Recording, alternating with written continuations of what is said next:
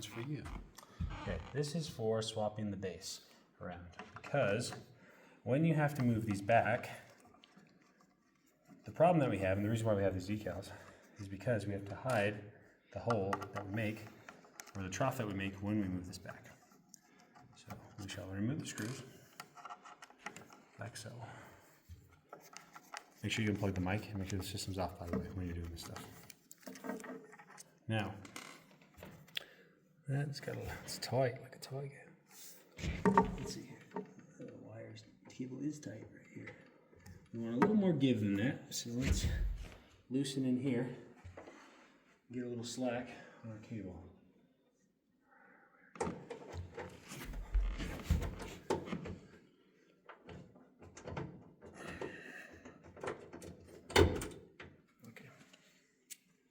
When in doubt, save time.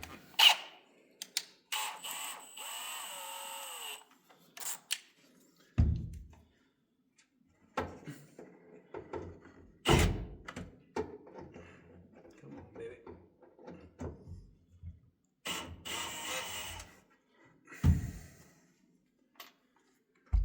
A little more.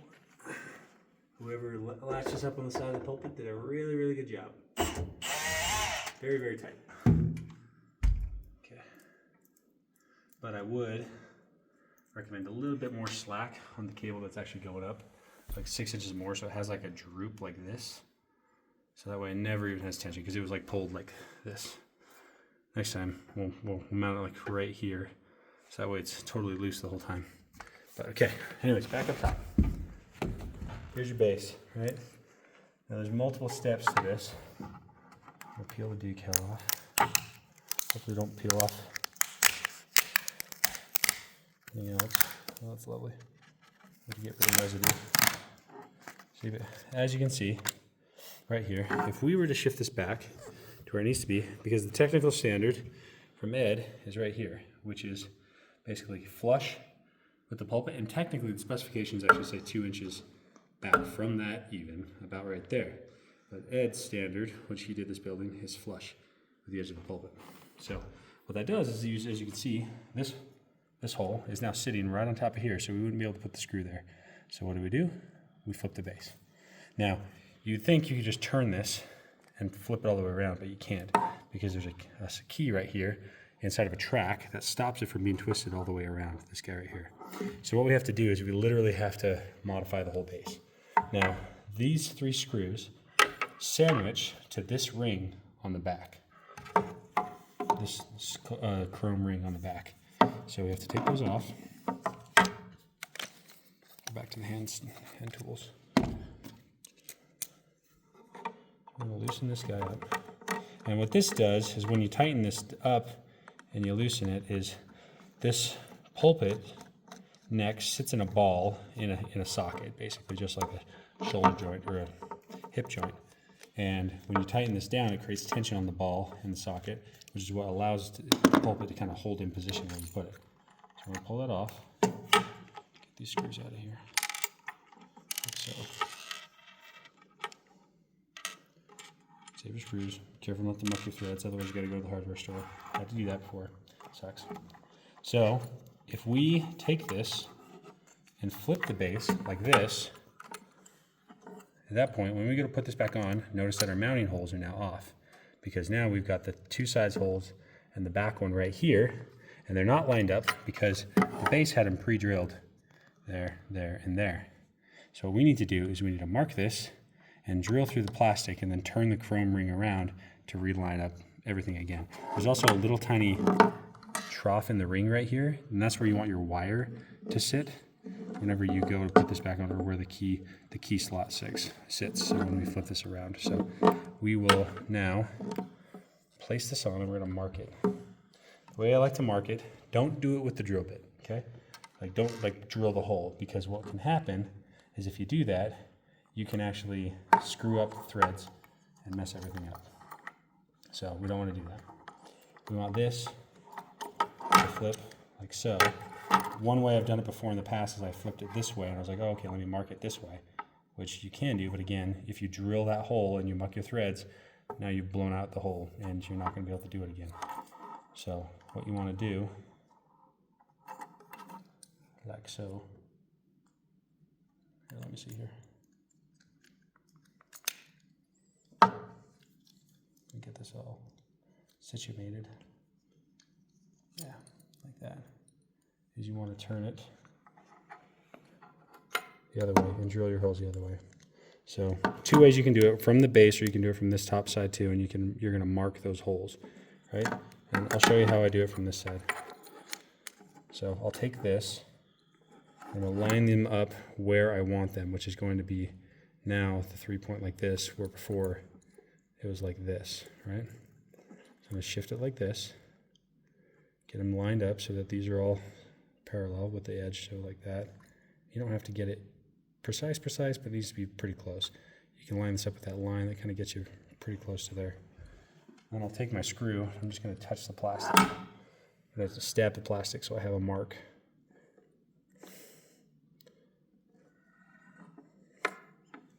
Just like that. Now, move this out of the way. We've got markings to drill, right? Now, always start with the smallest drill bit you have, especially for these kind of things.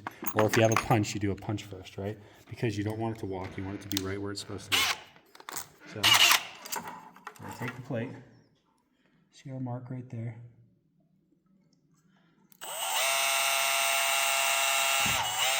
Okay, we're pre-drilling our holes, basically piloting our holes.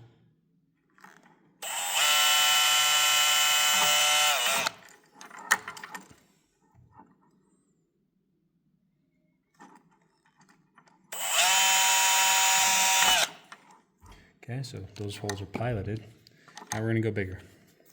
Now we basically want to go the same size that the other ones were, and you might even go a slightly larger so that you have a little bit of fudge factor to play. So we're going to find our drill bit, the easiest way, find one. That's it. Pretty simple. That one's a little small. That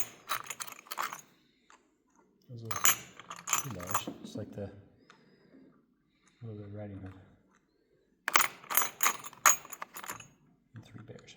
That one's a little bit big, but I want to go with that. Okay. So now we can drill those holes out, make them slightly bigger. Actually, I'll go slightly smaller first. Let's see, I can tell you what size this is even. That one's 7/32, which is going to be slightly large. So if we go to like a 1/4 inch, or no, a 3/16. That's what I want. Yeah, 3/16.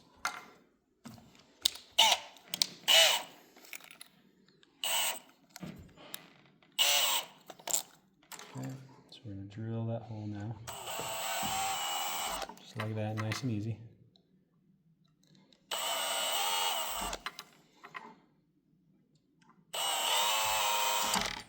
Okay.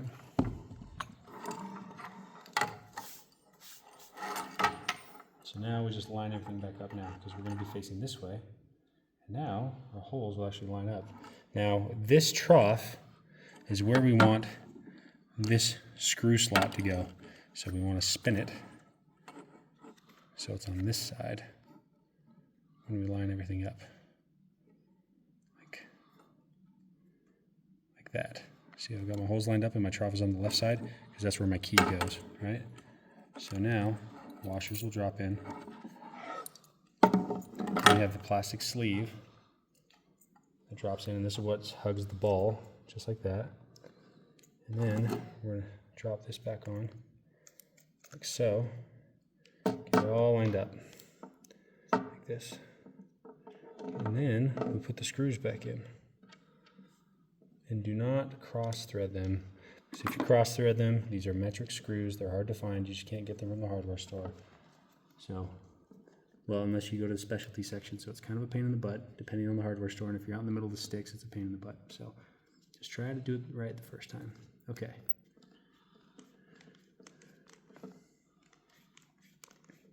There we go. Now don't tighten it all the way first, kind of just get it threaded, and then get the other ones in. them all started before you crank it down. Because when you crank it, it kind of pitches it whichever way you crank it, and then it's harder to get the other ones in. So just get them started.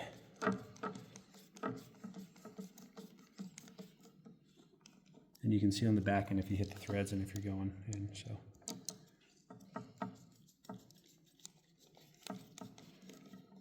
There we go. Okay, now we can crank it.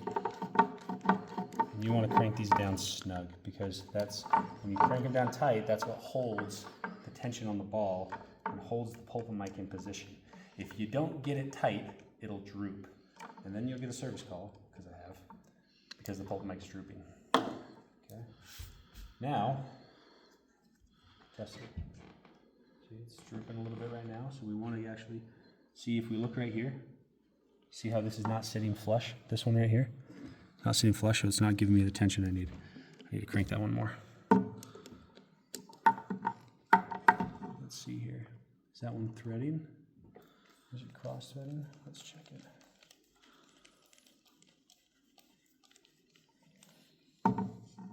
I'm going to loosen the other ones again so that one's not pitched.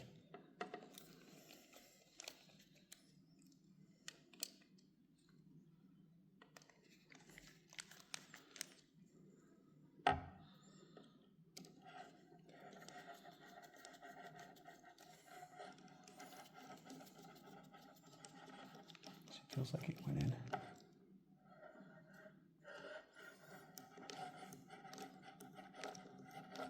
There it goes. I just had to crank it down harder.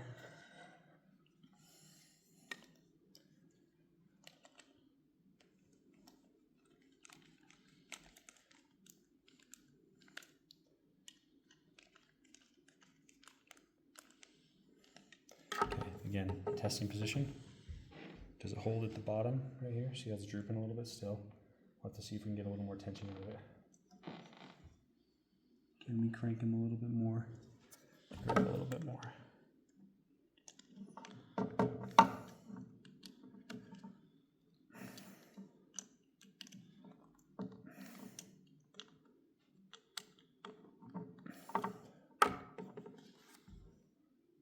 Oh, still right at the bottom, it's drooping. It's not holding exactly the way I want. It's holding there. Starts to droop at the bottom. Don't like that. Let's see here. That ball. I have to add some stuff in there to give it more tension. I have it cranked, that's the interesting thing. All those are threaded. All those are cranked.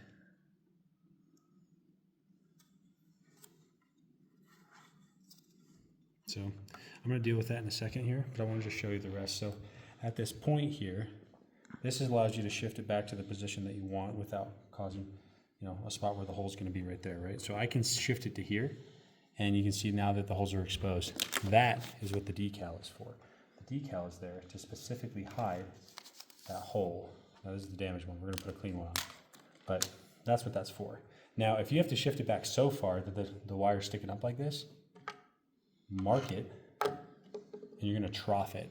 And the way I trough that usually is I'll take a drill bit and I'll make a few holes just down the line, just kind of making a trough, and I'll literally turn it sideways and just kind of trough it down like that. And that way you can have an actual trough in here. Now you want to pre-drill those holes first so you don't mess up the melamine, because the melamine can peel up, and then it looks like it bubbles up inside of the decal. So where's that decal at, Dylan? It's in the CC. Okay, you can pause it real fast. All right, so what we're going to do is I'm going to show you, because I've tightened this down like crazy and it's still drooping. Now this doesn't always happen, but I have had this happen before, and I'll show you the way that I fixed it. It's a little hokey, but I was once told that if it looks stupid, but it works, is it really that stupid? So, here, I'll show you. Because basically what it's doing is it's not having enough tension at the bottom.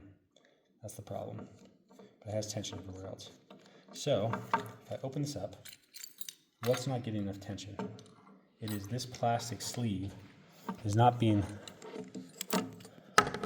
this plastic socket is not being pushed up on the ball hard enough in order to grab it hard enough to keep it from falling, especially when it goes down to the bottom of the threads.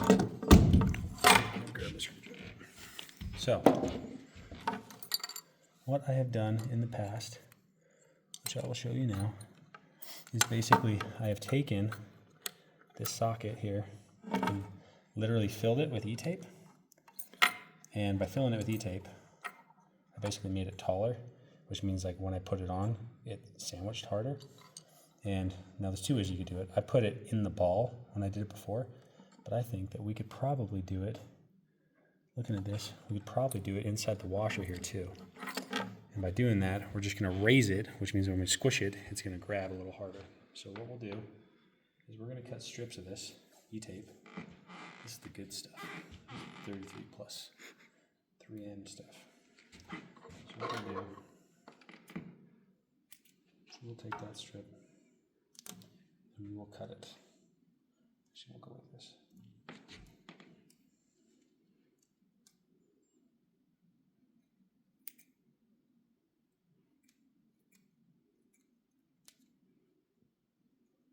Now, if you had, you might think it's like, oh, why don't I just stick another washer in there? Absolutely, it's a great idea too. Except I don't have another washer, right? So, and they have to be a certain size, and the only way that you can get it in here is if you cut it in half, which we could do that too, and then you'd have to stack it, or you'd have to take it off completely, and then put in, or you'd have to take the cord out completely all the way, and then put your washers in, and then put it back on. Which again, these are kind of a custom size of washer. So we're gonna lay this on the inside here. We could even pull up the washer actually while we do this. We're just gonna lay layer. And we don't mind if it like looks hokey and it's all bent up and stuff, because it being all bent up is actually just gonna give it more tension, which is what we want, right? It's gonna make it thicker. So I'm just gonna lay it like this.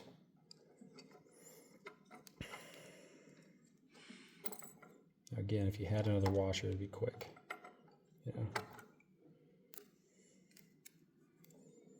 All I'm looking to do is just build more tension. So I'm going to go like that.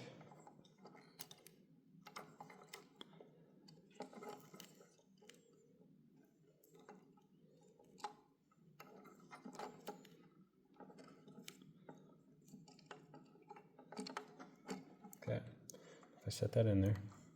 Now that is going to sit a little taller. It's going to squish a little bit more, hopefully. Maybe I'll still find a washer and see if I can stick one on there and tuck it on the sides. So I wonder if that'll be enough.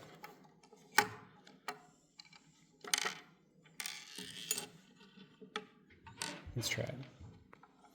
Now we're going to rotate this again. I'm going to make sure that key slot is on that side.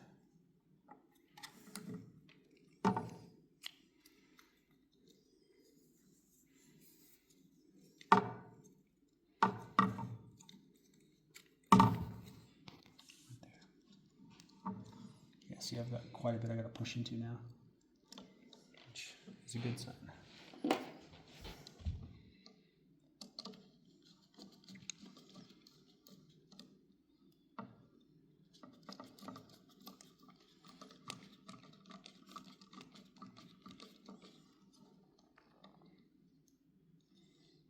Thread on the back end.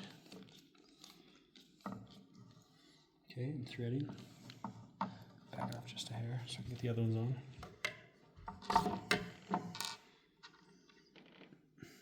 So you got to be careful. Cross threading doesn't muck your threads, because if you muck your threads, it's gonna be a bad day.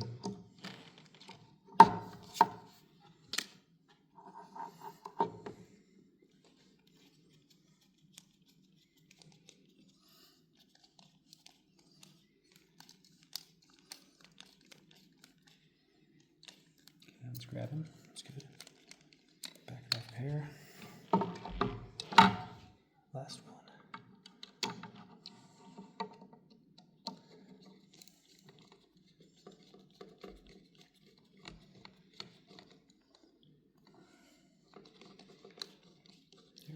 There we go.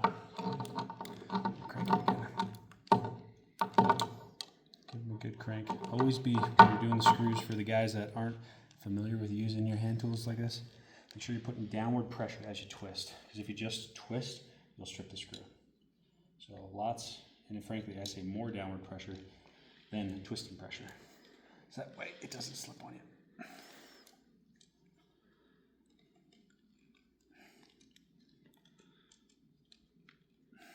Okay. Let's test. Oh yeah, baby, that's got tension. Look at that. Yeah, boy. See that? Ooh la la. Very nice. That's what we're looking for. Okay. So now, all we gotta do, again, flush with the edge, line it up, set your back screw first, get yourself in position. You can do this with the drill, you can do this by hand. If you're a He-Man, you'll do it by hand. I may not be one today. Yeah, so you catch on the washer. You don't want to slip the washer out. Because we get through the milling.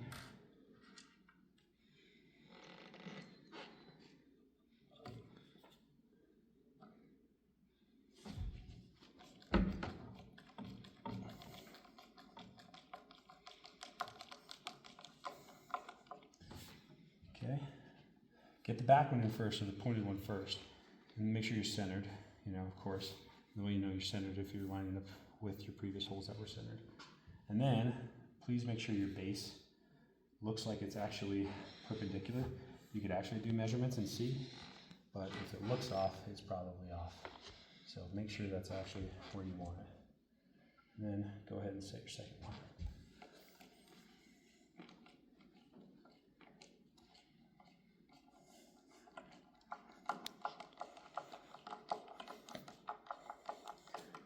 Other thing is, how tight do you tighten these? Keynote, come closer. These are isolation washers. So these are little metal washers that are sitting inside of a rubber grommet. So that way it isolates this microphone from dings and smacks on the pulpit and that kind of stuff. So you don't want to crank them too tight. If you crank them too tight, it'll pop through. And also it kind of ruins the effect of the isolation, the tighter you make it. So you just want to get it to where it's holding snug. Kind of like everything else that we do. It's just to where it's snug. Doesn't have to be cranked. So see how that's pulling down right there? Right there it sets. And you can see it inset a little bit, and that's it. Okay? Again, positions are holding now, which is awesome. That's what we want, lots of tension. And then, this is the FR700, that's the model number for this. This is from M-Tech. It's literally just vinyl that he pre-cuts into shape and sizes. You can cut this to different sizes to salvage it, but it's okay to just place the one. So, and these aren't that expensive, so don't be afraid to put the whole thing down. I'm not particular if you just put it in front of it, or if you put it underneath the base first and then put it, you know, attach it on top of the base. I don't really care either way. The biggest thing is that when you peel it, do not touch it with your fingers, okay? Fingers have oil, dirt, grime on it. Anything you touch sticky, it'll just get less sticky. So always holding it out like that. Just center it out. Place it like that. Just like that. There it is. That's how you flip a base.